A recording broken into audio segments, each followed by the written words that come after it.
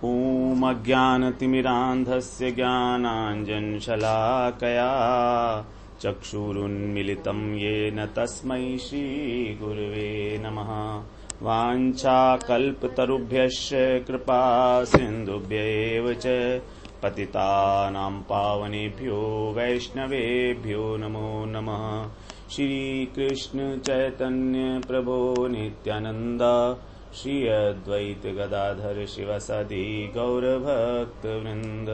हरे कृष्ण कृष्ण कृष्ण हरे हरे, हरे राम राम राम हरे हरे। हरे कृष्णा। श्रीमद् भागवत पुराण दशम स्कंध 35वां अध्याय। हम लोग युगल गीत श्रवण कर रहे हैं, 10वां और 11वां श्लोक। तो एक बार हम उसको गाते हैं।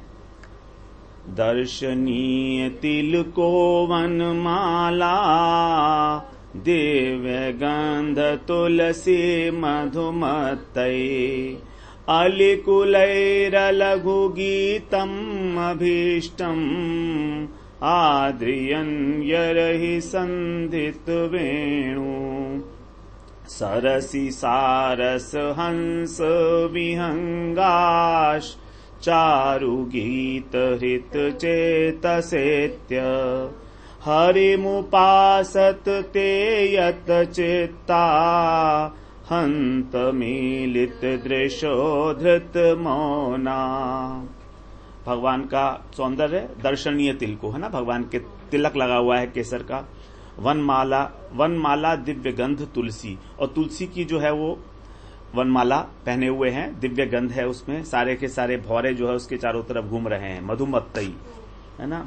अलिकुलैर अलघु गीतम अभीष्टम, और जो है वो गान कर रहे हैं सारे के सारे भौरे उच्च स्वर में एक गान कर रहे हैं। अभीष्टम, जो गीत गाना चाहिए वही गाना, डिजायरेबल गीत है ना, जो गीत गाना चाहिए वही। और भगवान भी उनके सुर में सुर मिला के अपनी वेणु शुरू बजा रहे हैं। अब तो जब वेणु बजाई तो उन्होंने सरसी सारस, जो सरोवरों के अंदर जो पक्षी थे, सारस और हंस है ना, और पक्षी जो आकाश में थे, वो उसको सुन के उनका हृदय जो है चोरी हो गया जब वो उनके समीप आ गए भगवान के, और वे भगवान की उपासना करने लगे। भगवान की उपासना कैसे कर रहे हैं? वो आंख बंद करके अपनी, मीलित दृशो धृत मौना, और मौन हो गए है ना। So they were silent and the eyes were closed, यत चित्ता, अपने चित्त को वश में करके। यही है आश्चर्य। हंत का मतलब कितना बड़ा आश्चर्य है ये। तो हम लोग यहां बात कर रहे थे केवल तुलसी महारानी की ना। तो तुलसी जी की जो महिमा है वही सारे शास्त्रों में गाई गई है। गोपियों ने भी तुलसी की महिमा गाई है ना। गोपियां भी तुलसी जी से पूछ रही हैं कि कृष्ण कहाँ गए हैं, उनका पता बताओ, तुलसी कल्याणी। तो तुलसी जी के बिना तो भगवान जो है कुछ भी ग्रहण ही नहीं करते। भगवान ने ये तुलसी जी को वो दिया हुआ है, वरदान दिया हुआ है कि मैं तुम्हारे बिना कुछ ग्रहण नहीं करूंगा। क्योंकि इनका जो प्राकट्य हुआ था, तो हम लोग बात किए थे ना पहले, जो भगवान की 3 पत्नियां हैं है ना, गंगा, सरस्वती और लक्ष्मी। तो आपस में जो है जब इनमें थोड़ा सा प्रॉब्लम हो गई तो सरस्वती जी को सोचा कि गंगा को ज्यादा प्रेम करते हैं भगवान, तो भगवान को कुछ बोलने लगी वो सरस्वती जी। तो लक्ष्मी जी ने बीच बचाव करना चाहा कि भाई ऐसा नहीं है बिल्कुल भी। तो सरस्वती ने सोचा कि ये गंगा का पक्ष ले रही है, तो उन्होंने उसको शाप दे दिया लक्ष्मी जी को है ना, कि तुम जाओ वृक्ष बन जाओ धरती पर जाकर, और नदी बन जाओ। वृक्ष और नदी दोनों 2 प्रकार का शाप। जब गंगा ने देखा कि मेरी वजह से लक्ष्मी जी को शाप दे दिया, तो गंगा ने भी सरस्वती को शाप दे दिया कि तुम भी जाओ धरती के ऊपर नदी बन जाओ। तो सरस्वती आ गई नदी बनकर है ना, इस प्रकार से। तो फिर भगवान ने कहा देखो ये सब कुछ जो हुआ है मेरी प्रेरणा से हुआ है, ये एक लीला मुझे करनी है सारी, तुम लोगों को जाना ही है पृथ्वी लोक पे, इसलिए तुम लोगों ने आपस में ऐसी शाप वगैरह दे लिया है, सब भगवान की इच्छा से हो रहा है जो भी हो रहा है।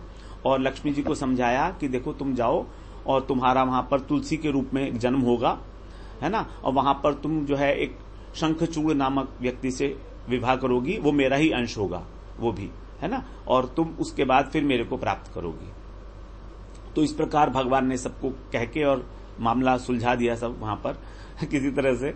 उसके बाद फिर पहले गोलोक के अंदर एक समय में कृष्ण जो है वो कहीं किसी दूसरी वृंदा के यहाँ, नहीं वृंदा नहीं, किसी और सखी के यहाँ गए थे कृष्ण ना।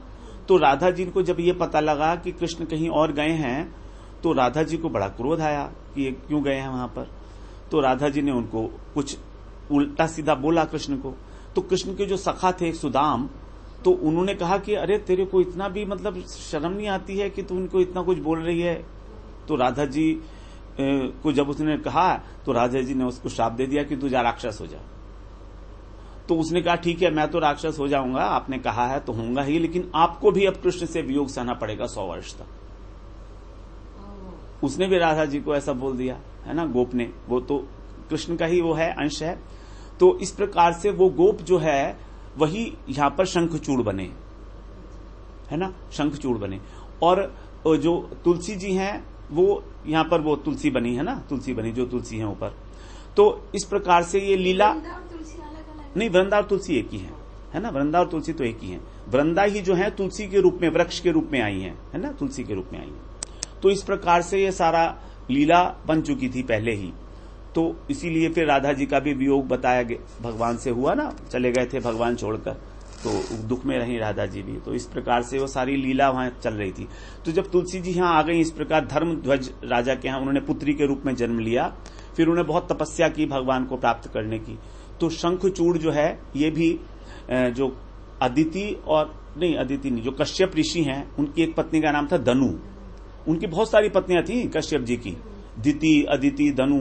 एक्चुअली हम सभी कश्यप जी की संतान हैं, जितने भी देवता है ना, सब कश्यप जी के संतान हैं। तो उनकी एक पत्नी थी दनु, उनका एक पुत्र हुआ दंभ। उस दंभ ने बड़ी तपस्या की भगवान की। तो भगवान से उसने वर मांगा कि मुझे भक्त मिले आपका, मेरा ऐसा पुत्र हो और बहुत पावरफुल हो, जो सभी देवताओं को हरा दे। तो शंखचूड़ का जन्म हो गया। अब शंखचूड़ जो है सारा भगवान का तो भक्त था शंखचूड़, लेकिन देवताओं को कंट्रोल कर लिया तो धीरे धीरे अत्याचार करने लगा।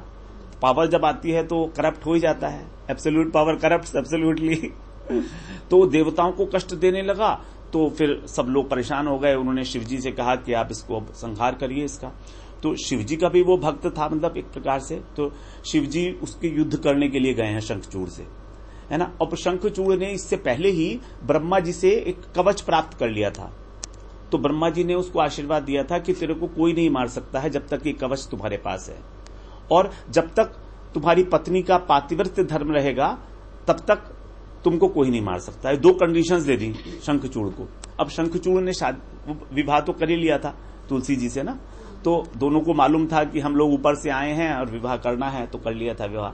तो इस प्रकार से जब शंकर जी इनको मारने आए, शिवजी शंखचूड़ को, तो शिवजी ने अपना बहुत पावरफुल जो त्रिशूल है, त्रिशूल को चलाया। त्रिशूल को कोई वो नहीं कर सकता। तभी आकाशवाणी हुई कि तुम त्रिशूल मत चलाओ, क्योंकि इसको कोई नहीं मार सकता। इसकी मृत्यु जो है तभी हो सकती है जब तक इसके पास कवच है, तब तक इसे कोई नहीं मार सकता, और इसकी पत्नी जब तक पतिव्रता है कोई नहीं मार सकता। अब शिवजी ने भगवान का ध्यान किया, विष्णु भगवान का, कि भाई आप हेल्प करो। तो विष्णु भगवान वहां पर आए हैं और उनसे कहा कि ऐसे ऐसे। तो भगवान ने कहा ठीक है। विष्णु भगवान ने ब्राह्मण का वेश धारण किया, शंखचूड़ के पास गए, शंखचूड़ से कहा कि तू अपना कवच मुझे दे दे, जैसे हमेशा जाते हैं भगवान, और उससे ले लिया, शंखचूड़ से कवच ले लिया। अब कवच ले लिया, अब लेकिन पातिव्रत धर्म भी तो करना है ना, नष्ट करना है। तो शंखचूड़ के घर चले गए और शंखचूड़ की ही रूप धारण कर लिया, रूप ले लिया, है ना। और तुलसी उनको पहचानी नहीं, और तुलसी के उन्होंने पातिव्रत धर्म में नष्ट कर दिया। तो जब ये हो गया, तब शिवजी ने जब त्रिशूल जलाया शंखचूड़ की, तब मृत्यु हुई है ना। और शंखचूड़ की मृत्यु हो गई तो शिवजी ने जो उसकी हड्डियां थी उनको उछाला, और वो हड्डियां जो है समुद्र में फेंक दी उन्होंने उछालकर। और वो हड्डियां ही जो हैं शंख बनी है। हम जिस शंख माना जाता है ना, शंख कितना पवित्र है, तो उसके अंदर जल वगैरह भर के हम सब करते हैं, तो वही है शंख। ये शंखचूड़ की हड्डियां है ये शंख। लेकिन इस शंख से कभी भी भगवान शिवजी की पूजा नहीं की जाती, क्योंकि उन्होंने तो मारा था ना। हाँ, तो उनकी पूजा नहीं की जाती। वैसे शंख बहुत पवित्र माना जाता है। उधर जब तुलसी को पता लगा कि ये विष्णु हैं जो मेरा पातिव्रत धर्म नष्ट करने आए हैं, तो बड़ी क्रोधित हुई वो, है ना। और उसने कह दिया कि तुम तो बड़े कठोर हृदयी हो, जाओ पत्थर हो जाओ, भगवान को श्राप दे दिया। भगवान जो है शालिग्राम बन गए, भगवान का ही एक रूप जो है शालिग्राम बना, है ना। और फिर तुलसी जो है वो गंडकी नदी बनी, गंडकी नदी के अंदर ही शालिग्राम मिलते हैं ना। हाँ, तो गंडकी नदी बनी तुलसी, और तुलसी ही वृक्ष के रूप में उत्पन्न हुई। तो तुलसी जी के दो रूप हो गए, एक तो गंडकी नदी है उनका रूप, और एक है तुलसी जो पौधा है। तो भगवान ने कहा कि ये सब मेरी लीला से हुआ है ना, और मैं तुम्हारे बिना अब कुछ भी, तुमने इतनी तपस्या की थी, भगवान के लिए बहुत तपस्या की थी तुलसी ने, तो अब मैं तुम्हारे बिना कोई भी ग्रहण नहीं करूंगा कुछ भी, और सभी लोग तुम्हारी सेवा करेंगे, पूजा करेंगे। और तुलसी को भक्ति की जननी बताया गया है। जैसे एकादशी है ना, एकादशी करने से हमारे हृदय में भक्ति आती है। जो मदर है भक्ति की, उसको बोला गया एकादशी। एकादशी मदर है, और इसी प्रकार से तुलसी भी। तो तुलसी और एकादशी का सेवन जो है हमारे हृदय के अंदर भगवान की भक्ति उत्पन्न करेगा ही करेगा, नो डाउट अबाउट इट। इतनी महानता है, मतलब तुलसी जी की इतनी महानता है ना। इसीलिए हम तुलसी का इतना सेवन करते हैं हमेशा। भगवान के चरणों में तुलसी अर्पण करना, जैसे उन्होंने अद्वैताचार्य ने क्या किया था, अद्वैताचार्य प्रभु ने भगवान को प्रकट करने के लिए, महाप्रभु को यही तो किया था। एक गंगा जल के अंदर तुलसी पत्र है ना, तुलसी मंजरी के साथ जो 2 पत्र हैं वो अर्पण किए थे, और भगवान को अर्पण किए थे काफी समय तक गंगा जी में, ठीक है ना। तो उसी से जो है भगवान का जो आसन था वो डोल गया था। तब उन्होंने कहा था कि, भगवान ने कहा ना कि मैं तुम्हारे बुलाने पर ही तो आया हूं, महाप्रभु के रूप में जब आए हैं भगवान को आना तो था, लेकिन कलयुग के बाद में आना था, प्रथम संध्या में आना था, लेकिन कुछ समय बाद आना था। तो जब अद्वैताचार्य ने आह्वान किया तुलसी पत्र और गंगा जल समर्पित करके भगवान को, तो भगवान वश में हो गए। तो ये तुलसी जी की महिमा है। जो भी हम तुलसी, भगवान को तुलसी चढ़ाते हैं, तुलसी जी का पान करते हैं, उससे हमारा हृदय शुद्ध होता है और हमारी भक्ति मिलती है। वृंदावन का वास मिलता है तुलसी से। वृंदावन अष्टक के अंदर देखो, बिल्कुल बहुत बड़ी बात आपने सुना है, पढ़ा होगा आपने। वृंदावन का वास जो है वो तुलसी से मिलता है। आप वृंदावन तुलसी का सेवन करिए, आप वृंदावन का वास मिल जाएगा। विश्वनाथ चक्रवर्ती ठाकुर बोल रहे हैं तुलसी के अष्टक में बाद में, वृंदाष्टकम ये शुणियात पठेत्वा वृंदावनाधीश पादाब्ज भृंग सप्राप्य वृंदावन नित्यवासम तत्प्रेम सेवाम लभते कृतार्थ। जो इसका पाठ करते हैं या सुनते हैं वृंदाष्टक का, है ना, तो वो जो भगवान की भक्ति से रहित हैं तो भी उनको भी जो वृंदावन का वास, जो नित्य वास मिलता है, और भगवान की सेवा मिलती है। और भक्त्या विहीना अपराध लक्ष्य, ये तो हमेशा सुना होगा आपने। भक्त्या विहीना अपराध लक्ष्य क्षिप्ताक्ष कामादि तरंग मध्ये कृपामयी त्वाम शरणं प्रपन्ना वृंदे नुमस्ते चरणारविंदम, वृंदे नुमस्ते चरणारविंदम, वृंदे नुमस्ते चरणारविंदम। मैं भक्ति से विहीन हूं, अब अनेक अपराध मैंने किए हुए हैं, और मैं इस संसार सागर में जो काम, क्रोध, लोभ, मोह, all the 5-6 enemies, they are there inside my heart, है ना। एंड आई एम जस्ट, मैं इस संसार में पड़ा हुआ हूं, भवकूप में पड़ा हुआ हूं। आप मुझे यहां से उतार लीजिए, उभार लीजिए। आप कर सकती हैं ये काम, वृंदा जी करती हैं ये काम। महिमा अनंत है। और सबसे बड़ी बात है, जो सबसे पहली जो इसके अंदर अष्टक के अंदर एक है ना, वो मुझे बहुत अच्छा लगता है। इसका श्लोक जो है सबसे पहला, गांगे चांपे तड़े त्विनंदी रोची प्रभा स्नपितात्म वृंदे बंधुक बंधु द्युति देववासो वृंदे नुमस्ते चरणारविंदम। पहले बता रहे गांगे चांपे तड़ित वृंदी, आपकी जो कांति है, आपका जो स्प्लेंडर, जो आपके अंदर से आभा निकलती है ना, वो कैसी है? It is just like the gold, है ना। और चंपक फ्लावर जो होता है ना, क्या बोलते हैं इंग्लिश में, जैस्मिन बोलते हैं ना, तो उसके तरीके से है। और जो लाइटनिंग है आकाश में, जो रात होती है, बिजली चमकती है, उसको भी विनिंदित, मतलब उसको भी नीचा करने वाली है। रोचि प्रभा स्नपितात्म वृंदे, और उस प्रभा के अंदर जो आपकी कांति निकलती है आपके अंदर से, उस प्रभा के अंदर जो भी आपके परिकर हैं, जो भी आपको प्रेम करते हैं, आपके दास हैं, उन सबको आप सरोबार कर देती हो प्रेम से। सारा का सारा उनका शरीर, उनका पूरी आत्मा अंदर से ऊपर से नीचे तक नहला देते हो आप, अपने प्रेम से नहला देते हो। आपका इतना सुंदर कांति है। अब सोचो जब चांदनी होती है, उस चांदनी में जब हम जाते हैं तो एक जो लाइट है वो उसमें नहा लेते हैं ना हम लोग, तो कितना अच्छा होता है ना। और उसमें तो कुछ भी नहीं है, जड़ है। और ये जब तुलसी महारानी की कांति में जो उनके भक्त हैं वो नहा जाते हैं पूरे के पूरे, तो फिर उसमें रह क्या गया, अंदर कुछ नहीं रहा। बिल्कुल हृदय निर्मल, एकदम निर्मल हो, बिल्कुल क्लीनिंग, है ना। बंधु को बंधु तिथि दिव्य वासो, आपका जो श्रृंगार, आपके जो कपड़े हैं वो कैसे हैं, बंधुक बंधु पुष्प हैं दो, तो उन पुष्पों की तरीके से आपके जो वस्त्र हैं उनका कलर है। तो महारानी की मतलब क्या बताएं, मैं तो बोलता हूं माता जी कि केवल तुलसी महारानी की सेवा और केवल एकादशी का व्रत अगर कोई व्यक्ति ये भी कर रहा है ना, तो उसको भगवान की प्राप्ति हो जाती है। नहीं, माला तो करेंगे, ये सब चीजें अब आप ऐसी बात मत करा करो उल्टी। ये मतलब जो नहीं करते हैं, उनकी सुकृति, जो सुकृति बनेगी उनकी ना, तो वो माला करेंगे ही करेंगे। हाँ, वो माला करेंगे ही करेंगे, है ना।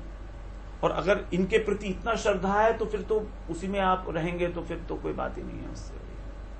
ये वास्तविकता है, बिल्कुल मैंने तो देखा है साक्षात। सभी को तो मैं यही बोल देता हूँ, भाई देखो नरक में जाने से तो बच जाओगे अगर एकादशी करोगे, बिल्कुल पक्का है, भगवान ने कहा है ना। नरक में नहीं जाओगे आप, यमराज नहीं छू सकते एकादशी करने वाले। कंठी धारण किए हुए हो, एकादशी करते हो, नथिंग डूइंग, बिल्कुल पक्का। भक्ति वेदांत प्रभुपाद जी बोलते थे ना कि ये क्या है, पट्टा है हमारे, कुत्ते का पट्टे की तरह से लगा हुआ है, यमराज नहीं आ सकता, छू नहीं सकता है, आपको छू नहीं सकता। वो कहेगा भाई ये तो पालतू कुत्ता है, इसको क्या छुएंगे हम लोग। तो इस प्रकार से यहाँ पर तुलसी जी की महिमा हम लोगों ने श्रवण कर ली। फिर उसके लिए कह रहे हैं कि कैसे हैं, आप सभी की कल्याण करने वाली हो, कच्चित तुलसी कल्याणी गोविंद चरण प्रिय, है ना। और तुलसी जी के विषय में एक बात और है, जब चतुसन वैकुंठ में गए थे चारों, आपको मालूम है ना, वो चार कुमार वैकुंठ में जब गए थे तो वैकुंठ में 6 द्वार उन्होंने पार कर लिए थे। 7वें पर उनको जय विजय ने रोक लिया था, है ना, लेकिन वो उसको भी छूने नहीं है, उसको पार कर गए। जब वो भगवान के पास पहुंचे तब भगवान के चरणों की जो तुलसी थी उसकी गंध उनके नाक में गई। भागवत में लिखा है ये। और उनकी क्या हालत हुई वो बता रहे हैं अभी। तस्यारविंद नयन से पदारविंद किंजल कमेश तुलसी मकरंद वायु अंतर्गत स्वविवरेण चकार तेषाम संक्षोभमक्षर जुषामपि चित्त तन्वो। तस्यारविंद नयन से, भगवान के चरणों में जो भगवान के नख हैं, भगवान के चरणों के अंदर उंगलियों के अंदर जो नख हैं, उन नख के अंदर भगवान ने कहा, उसको कहा गया पराग है। वो पराग जो मकरंद होता है ना, जो फ्लावर होता है, फ्लावर के बीच में जो एक वो होती है कर्णिका होती है, तो वो उसको पराग बोलते हैं ना। तो वो जो पराग है वो केसर की तरीके से है। उस केसर के साथ जब तुलसी की गंध मिल जाती है और साथ में वायु भी चल रही है, वो मकरंद है, तो उसके साथ जो है जब वायु भी चल रही है ना, तो वो जो वायु उड़कर उनके नासा छिद्रों में प्रवेश की चतुसन की। और वो चतुसन जो निर्विशेष ब्रह्म ज्ञानी है, हमेशा ज्ञान के अंदर रहते हैं, उनको कोई भी कभी टिका नहीं, हिला नहीं सकता। उनका चित्त जो है वो पागल हो गया। संक्षोभम अक्षर जुषम अभी, चित्त उनका नाचने लगा कि ये क्या हो गया, ये क्या हो गया, समझ में नहीं आ रहा उनको कुछ भी। और उन सारा का सारा उन्होंने अपने हृदय को उठा के भगवान के चरणों में समर्पित कर दिया। ऐसे ब्रह्म ज्ञानी लोगों को भी भगवान के जो तुलसी की गंध है, वो तो अब भगवान ने, क्योंकि वो तुलसी की बताया ना, योग माया ने आवृत कर दिया उस गंध को, तभी हमको नहीं मिलती। मैं सोचता था हमें क्यों नहीं मिलती है तुलसी की गंध। बार बार जब मैंने ये श्लोक पढ़ा था ना, तो अभी से मैं सोचता था मेरे को तो मिलती नहीं है तुलसी की गंध, वो योग माया से आवृत है। और जब वो योग माया पर्दा हटा लेंगी, यदि कोई भजन कर रहा है और योग माया पर्दा हटा लेंगी, तो हमको भी वही तुलसी की गंध आएगी माता जी, वही तुलसी की। क्योंकि भगवान ने कहा योग माया समावृत, मैंने अपना जो स्वरूप है वो ढक रखा है, इससे कि लोग मुझे समझे ना। तो तुलसी मतलब कुछ कह ही नहीं सकते। और तुलसी की गंध ऐसी है कि जब भगवान, जब गोपियां भी उसी के बारे में बात कर रही हैं कि जब भगवान जा रहे थे, तो जब पूछती हैं ना गोपियां उनसे कि कहाँ हैं, तो गोपियां पूछती हैं तुलसी महारानी से कि देखो देखो, तुमने कृष्ण को देखा होगा, एक हाथ उनका अपनी एक प्रेयसी के ऊपर रखा हुआ होगा, वो यहां से जरूर गए होंगे, तुम्हारा अभिवादन स्वीकार किया कि नहीं किया उन्होंने। बाहु प्रियांश उपधाय, बाहु प्रियांश उपधाय गृहीत पद्मो, हाथ में उन्होंने कमल नचा रहे होंगे वो, है ना, एक हाथ उन्होंने राधा जी के ऊपर रखा हुआ होगा, तो उन्होंने क्या तुम्हारा जो, तुमने जरूर उनका प्रणाम किया होगा तुमने उनको, तो क्या तुम्हारा प्रणाम उन्होंने स्वीकार किया? बताओ वो कहाँ है, कौन है वो, कहाँ गए हैं? गोपियां पूछ रही हैं। बाहु प्रियांश उपधाय गृहीत पद्मो रामानुजस्तु तुलसिका लिकुलैर मधांधैर अन्वीय मान वस्तरवह प्रणामम किम वाभिनंदति चरण प्रणयावलोकई। जो वृक्ष हैं वो भी उनसे भी पूछ रही हैं, वृक्षों से पूछ रही हैं कि तुमने प्रणाम किया होगा उनको, तो क्या तुमको तुम्हारा प्रणाम स्वीकार किया कृष्ण ने? स्वीकार किया हो तो हमें बताओ कि किधर की तरफ गए हैं, कौन सी डायरेक्शन में गए हैं। तो वृक्ष बेचारे क्या कहेंगे?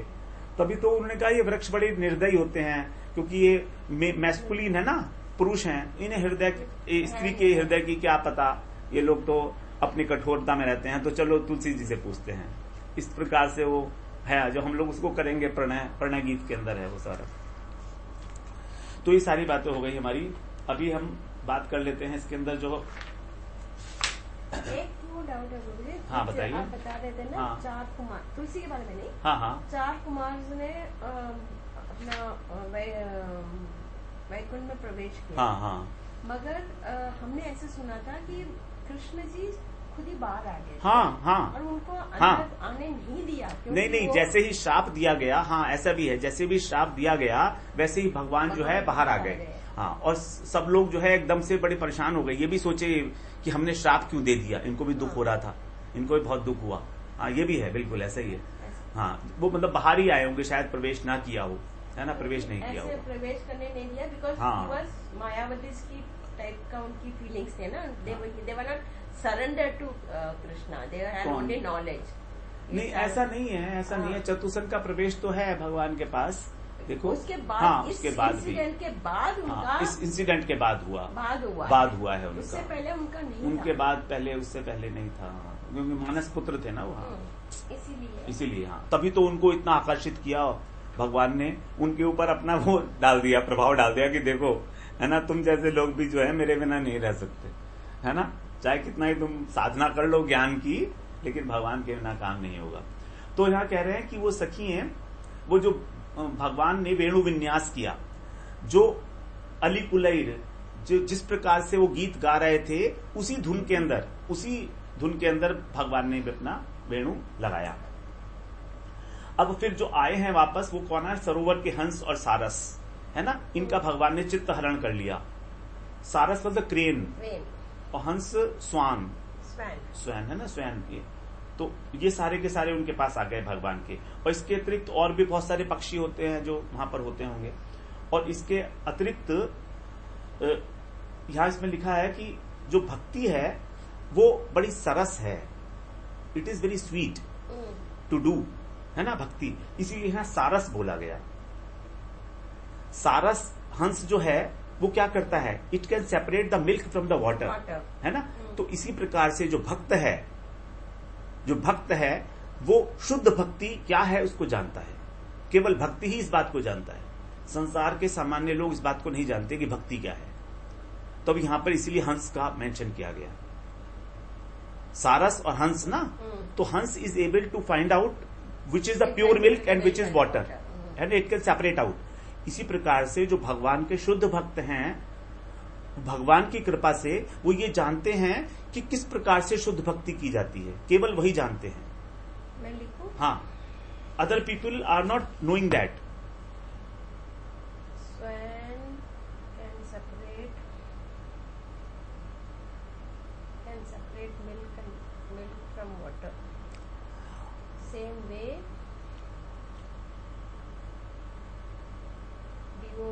pure devotee, no? हाँ, Pure devotee can understand what the pure devotion is, pure भक्ति।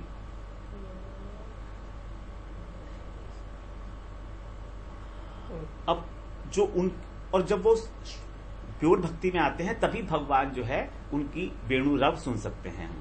We can listen to the flute, then only we can feel the god in our heart. और इसके लिए आवश्यक है हमारे को तत्व ज्ञान की। जब तक हमें तत्व ज्ञान नहीं होगा, अनर्थ कितने प्रकार के हैं, श्रद्धा कैसे है, श्रद्धा से किस प्रकार धीरे धीरे ऊपर उठता है, ये सारी बातें जब तक जानकारी नहीं होगी, हम लोग शुद्ध भक्ति और मिश्र भक्ति को अलग अलग नहीं कर सकते। मिश्रा भक्ति कर रहे हैं हम सब लोग, हाँ, साधन जो हम कर रहे हैं, नहीं, मिश्रा भक्ति, कर्म मिश्रा, ज्ञान मिश्रा, योग मिश्रा, तो हम लोग वो कर रहे हैं वास्तव में, क्योंकि हमें पता ही नहीं है, तत्व ज्ञान नहीं है। तो इसलिए हंस का नाम कहने से कह रहे हैं कि जो तत्व ज्ञानी भक्त हैं वे ही केवल शुद्ध भक्ति कर सकते हैं, है ना। और भक्ति कैसे करनी है उसको 3 तरीके से बताया है यहाँ पर। यत चित्ता, मीलित दृशा और धृत मौना। यत चित्ता मतलब अपने इंद्रियों को वश में करके, controlling all your sense organs, है ना। उसके बाद फिर सेकंड है मीलित दृशा, आंखों को बंद करके, क्लोजिंग द आईज। और धृत मौना, स्पीच ऑल्सो क्लोज, हाँ, कीपिंग साइलेंट। तो यहां पर देखिए तन, मन और वाणी तीनों आ गए, ऑल द 3। शरीर भी हो गया, मन भी हो गया और वाणी भी हो गई। तो हमको भगवान की जो भक्ति करनी है वो अपने कायन वाचा मनसा, इन तीनों प्रकार से भगवान की भक्ति करनी है। All the 3 we have to surrender, all the 3 we have to surrender.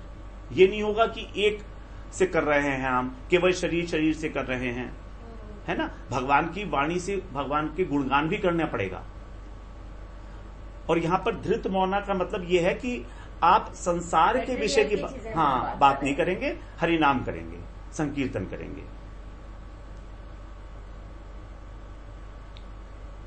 तब भगवान जो है हमारा हृदय चुराएंगे। तब चुराएंगे भगवान, इससे पहले नहीं चुराएंगे, है ना। तब चुरा लेंगे, हाँ, तब चुराएंगे भगवान। अब ये भी हो सकता है कि चुरा लें और उसके बाद फिर हम भक्ति करें, दोनों बातें हैं। तो जिनके ऊपर कृपा होती है उनको तो पहले चुरा लेते हैं और फिर ऑटोमेटिकली वो लोग सरेंडर हो जाते हैं। लेकिन हम लोग ऐसे कहाँ, ऐसे तो बहुत कम लोग होते हैं। ऐसे ही करना पड़ेगा हमारा साथ, ऐसे करना पड़ेगा, लेकिन बहुत मुश्किल है ऐसा होना। तो ये भगवान कह रहे हैं इस प्रकार से 3 टाइप्स ऑफ जो हमारे साधन है वो यहां पर बता दिए, कायन वाचा मनसा, है ना, 3 प्रकार से। यत चित्ता, मिलित दृशा और धृत मौना, देर वेरी इंपॉर्टेंट। तो जब इस प्रकार से करते हैं तो हालत कैसी हो जाती है व्यक्ति की कि उसका जैसे भगवान ने हृदय चुरा लिया हो, है ना। अब जब वो हृदय चुरा लेगा किसी का तो वो कहेगा अरे मेरा हृदय किसने चुरा लिया है, इधर उधर देखने लगेगा, कहाँ गया मेरा हृदय, कहाँ गया, आंखें बंद हो जाएंगी, डर जाएगा, सरप्राइज हो जाएगा उसको, है ना। तो सनातन गोसाई बात बोलते हैं कि उसके पास फिर आंखें बंद करने के लिए और कोई तरीका ही नहीं है, आंख बंद हो जाएंगी उसकी, क्योंकि उसको जब हृदय भगवान ने चुरा लिया तो इसको इतना आनंद मिल रहा है, अंदर आनंद मिलता है, तो कह रहे हैं आंखें बंद हो जाती हैं रसास्वादन करने के लिए। तो भक्ति के रस का आस्वादन करने के लिए जो जितने भी पक्षी हैं, बर्ड्स वगैरह हैं, उन सब की आंखें बंद हो गई, वो बस अब एक चित्त होकर भगवान की वेणु का पान कर रहे हैं। तो उसी प्रकार से जब हम पान करेंगे भगवान की कथाओं का, है ना, गाढ़ करड़ई हृत चित्ता होके, तभी ये संभावना पैदा हो सकती है कि हमारा कुछ भगवान में मन लग सके, है ना, धीरे धीरे। वांछा कल्पतरुभ्यश्च कृपा सिंधुभ्येव च पतितानां पावनेभ्यो वैष्णवेभ्यो नमो नमः।